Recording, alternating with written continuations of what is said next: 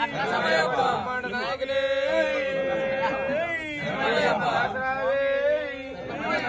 ఓం శ్రీ స్వామి ఓం మా మంచి గురు స్వామి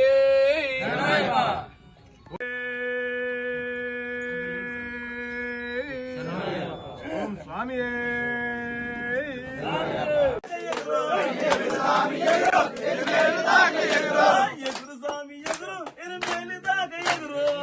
స్వామి ఎగురు కన్య స్వామి ఎగిరితే కసకసమంటారే కన్య స్వామి ఎగిరితే కసకసమంటారే కత్తి స్వామి ఎగిరితే కసకసమంటారే కత్తి స్వామి ఎగిరితే కసకసమంటారే కత్తి స్వామి ఎగిరితే కసకసమంటారే కత్తి స్వామి ఎగిరితే కసకసమంటారే కథా స్వామి ఎగిరితే కసకసమంటారే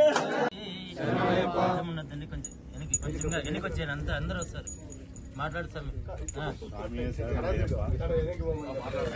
ఈరోజు కొత్తపల్లి బండపై వెలిసిన ధర్మశాస్త్ర అయ్యప్ప సన్నిధిలో గురుస్వామి పచ్చాల ఆంజనేయ స్వామి గారి సన్మానం చేయడం చాలా సంతోషకరం.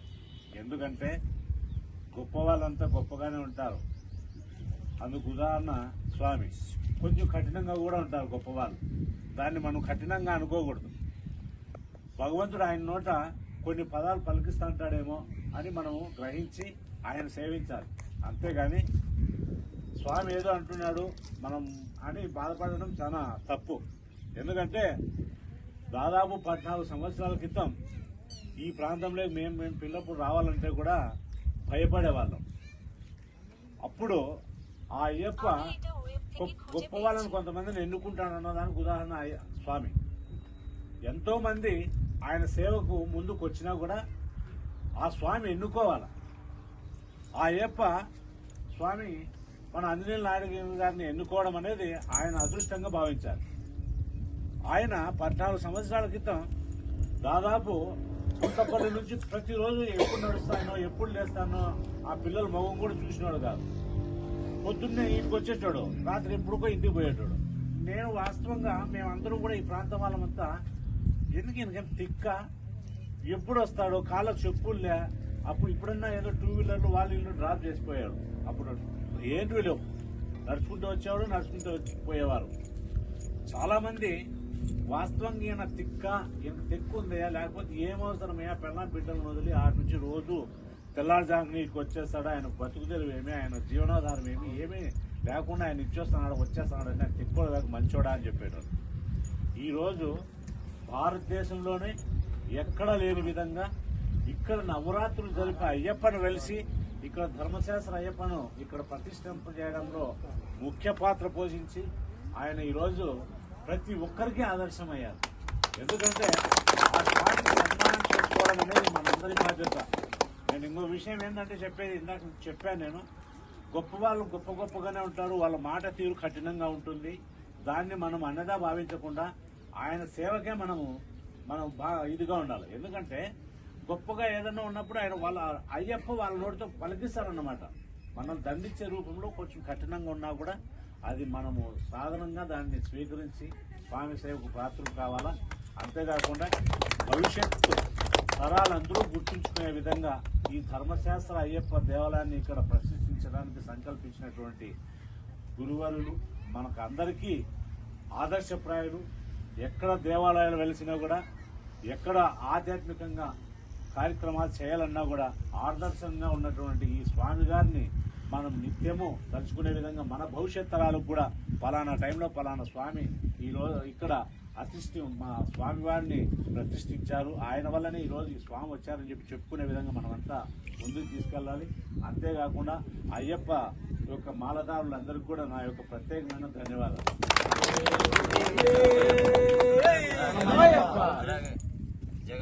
జగస్వామి ఈ కార్యక్రమాన్ని కొనసాగించి దీనికి ముఖ్య పాత్ర నేను వద్దన్నా కూడా అందరూ ఎంతోమంది అన్నారు. ఆయన ఎందుకో ముందు నుంచి నాకు ఒక 20 ఏళ్ళ నుంచి నేను ఎందుకో దగ్గరగా ఉంటూ వాళ్ళ మధ్యలో కూడా సన్నిహితంగా ఈశ్వరం ఉంటుంది కాబట్టి అందుకు ఒప్పుకున్నాను ఈ సన్మానానికి. అది ఇంకో విషయం చెప్పాలా, వాస్తవంగా నేనైనా కట్టి పేదవాడిని మనిషి ఉండడానికి నీటిగా ఉన్నా. ఆ రోజు అయ్యప్ప సేవ చేసుకోవడానికి అయ్యప్ప యొక్క మంచి చెడు నేను కూడా 10 మంది చెప్పడానికి నాకు ఒక అవకాశం కల్పించాలి అయ్యప్ప స్వామి. ఇది అందరికీ రాదు. వేలాది కోట్లు ఉన్నా కూడా సేవ చేసే భాగ్యం ఎవరికి రాదు.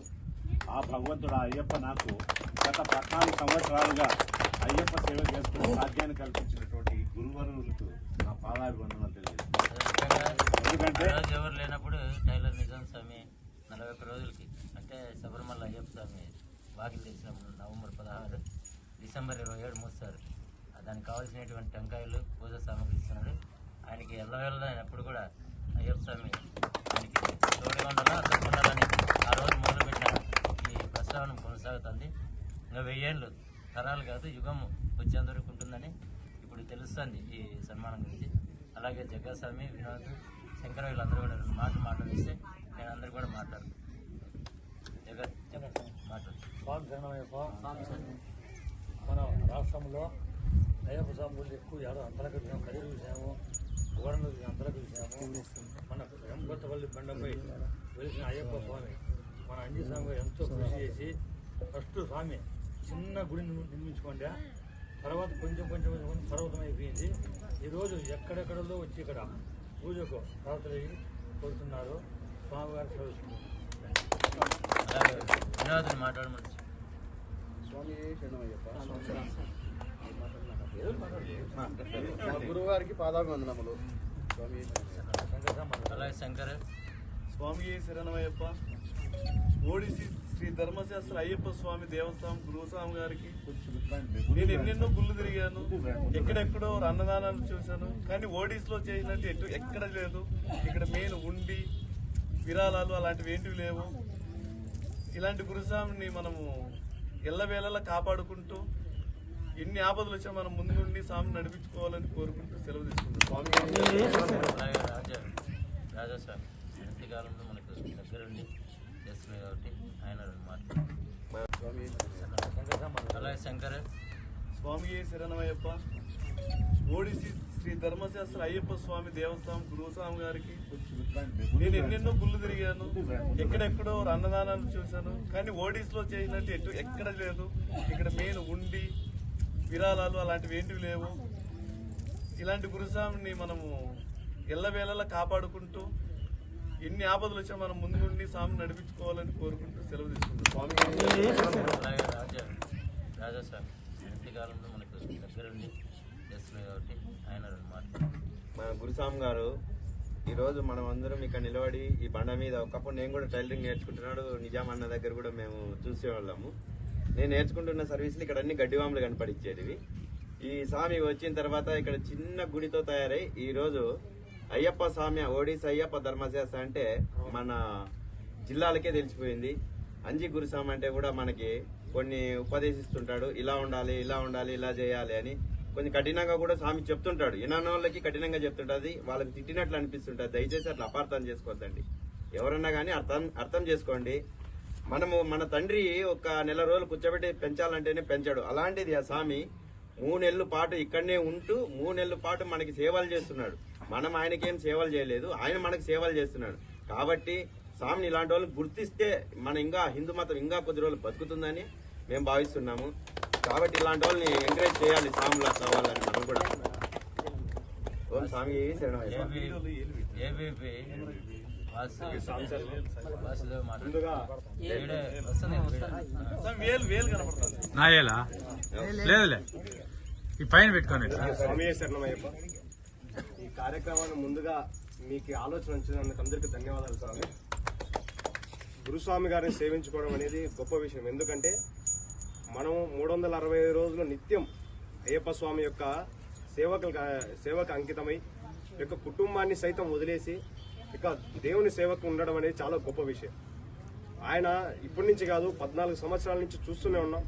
ఓడిసి మండలంలో ఎక్కడ కానీ అయ్యప్ప స్వాములకి ఉండడానికి చోటు లేనటువంటి పరిస్థితి ఉంది.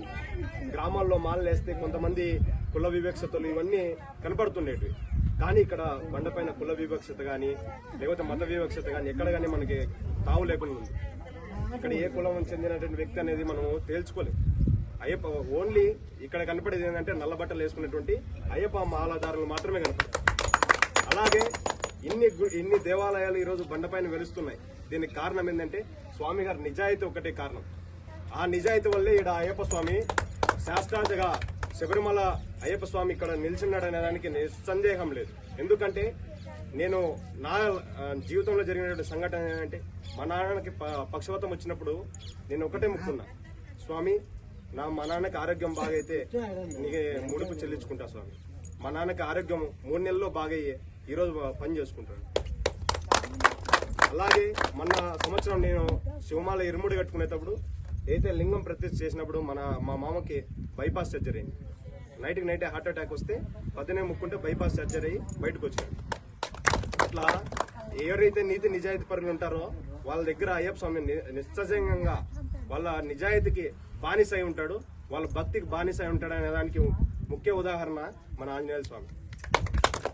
ఈరోజు మనం ఉండి విరాళాలు లేకుండా ఇన్ని దేవాలయాలు వేస్తున్న కారణం ఏంటంటే ఇక్కడ అయ్యప్ప స్వామి ఉన్నాడు. అయ్యప్ప స్వామిని నిత్యం నిజాయితీతో సేవించేటువంటి వ్యక్తి ఇక్కడ ఉన్నాడని కాబట్టి ఇక్కడ అయ్యప్ప స్వామి మనకు అందరికీ అష్టైశ్వర్యాలను కానివ్వండి, ఆరోగ్యాన్ని కానివ్వండి, ఓడిసి మండలంలో సుఖ సౌఖ్యాలను కానివ్వండి, పంటలను కానివ్వండి అన్నిటినీ సౌఖ్యంగా చూసుకోగలుగుతున్నాడు. అందుకని ఇట్లాంటి వ్యక్తికి సన్మానం చేయడం ఇదొక అయ్యప్ప స్వామికి సన్మానం చేయడంతో పోల్చుకొని మనమంతా ఈ కృపకు బాధ్యులు కావాలని తెలియజేసుకుంటూ స్వామి అందరి తరఫున అయిపోయింది కదా. ఓకే, స్వామి శరణం. నాది ఇది ఇందులో నాదేం లేదు.